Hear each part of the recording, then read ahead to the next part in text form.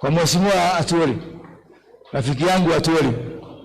Niseme Atuoli jana alisema kwamba sijui huyu William Ruto akishinda mimi atanifunga.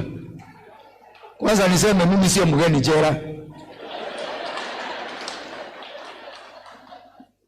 Nimezoea. So what happens? Mwaka 2014 nilishikwa ati nimetetea watu wa Gikomba wakati walianza kuchomoa soko.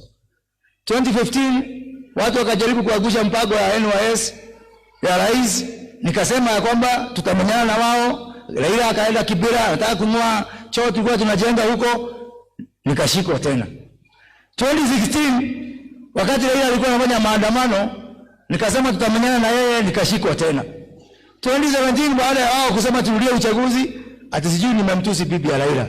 Hiyo ni safari ile nimeshikwa, nikaenda Pangani na yule mtu hakuwa rais. So what is new? Jamani, hata ukinifunga wewe hasa wewe.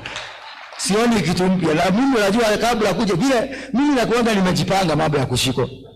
So kabla kuja hapa, wakati naibu rais alinialika nikuja hapa, nikamwambia wewe sikuamini. Vile Atuoli alisema wewe sikuamini. So nikapigia watu wawili.